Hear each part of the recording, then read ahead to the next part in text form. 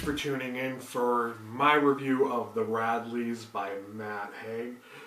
Now, the reason I chose to do a book review of this book was because I know that at one point I think it became very trendy because of book hauls, and I saw a number of people that I'm friends with on Goodreads had added it. A few had actually read it, but it seemed to be trendy like maybe a few years ago, maybe a year ago. I just knew that it was a young adult, and I think it had to do with vampires.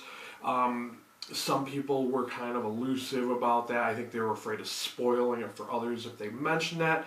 And the reason I say that is because the book the book jacket doesn't explain what exactly the Radleys are. It's supposed to be a mystery. And as you start reading it, you just know that the Radleys are bizarre, that they're different somehow, and they're trying to fit in. And after all, they do live on Orchard Lane, which I thought was kind of lame, because when I read that, it made me think of them as being like the Munsters. Like, it was a very unoriginal approach for Matt Haig to do it like that, because it made me think of them as like a TV family monster show.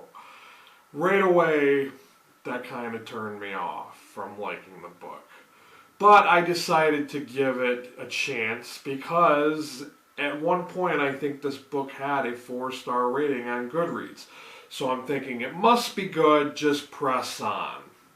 Now, I know I mentioned to you guys before that it was young adult. And yes, it very much is, because it has the thick paper and it has like very short chapters with the big font that is pretty common with young adult.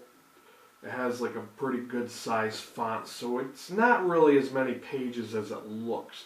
I think it was like 360 some odd pages. I struggled to read it. It took me quite a while. It probably took me a lot longer to read this than it should have. And one of the things is, this story is supposed to take place over a weekend. Now, this is where I'm going to be critical of this book. If it was supposed to take place over a weekend, wouldn't this story have been much better as a short story or a novella? That's the way I'm leaning towards. I think it would have been better that way than to make it this size as a full-on novel. Another thing was, at times it did read, yes, technically it looks like a young adult novel, but there were times where it read like adult fiction, and I have to say that is because the perspectives are all over the place. You are introduced to a variety of characters. You start out by being introduced to the teenage children first, the children of the Radleys.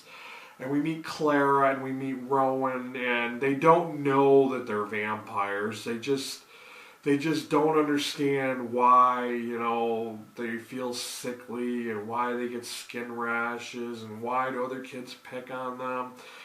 If you're being bullied, kids, you might be a vampire. Stuff like that I thought was kind of absurd, but it's something, and then it shows a perspective of the parents, who were Peter and Helen.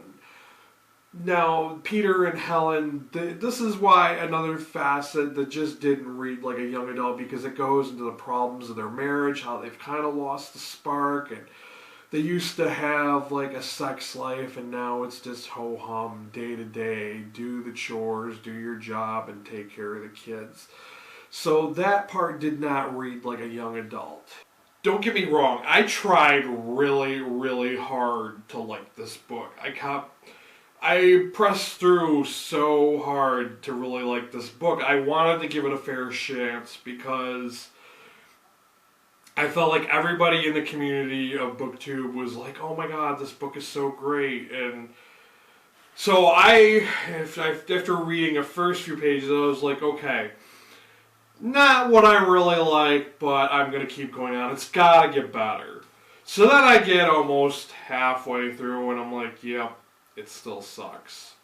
Then I get halfway through and you're thinking at this point it's the climax of the story. It should get better, right? No, it still sucks. And then, because I'm thinking, well, the story only takes place over a weekend, maybe everything happens on a Saturday or Sunday and it's the ending of the story. Maybe that'll be great, right? So I get past the halfway mark. No, it still sucks. And of course, as you got closer to the very end, it was just easier to push on through just because I just wanted to finish it and be done with it. And it wasn't that great, and I'm going to tell you guys right now that I only rated this 2 out of 5 stars. When I first started reading this book, I was thinking it was going to be an average 3-star book. Because I was like, I knew just by reading the first few chapters, I'm like, no way is this book a 4-star book. Because the whole, like, monster comparison thing, the fact that they're just so ho-hum and boring and nothing really happens. I'm not going to reveal the spoilers because if you still want to read this book, feel free, but you're going to be sadly disappointed. It's kind of like Twilight meets the Munsters, but they don't sparkle. Yeah. That's the gist of this book. So I was kind of expecting, I'm very critical of vampire fiction. I do enjoy reading good vampire fiction. If you've maybe happened to hear me say before, I love David Wellington's Laura Caxton series, which is about vampires. That is an excellent vampire series. I remember when I was a teenager reading Robert McCammon's books. Poppy Z. Bright's Lost Souls was another good one. Of course, there's, Anne Rice.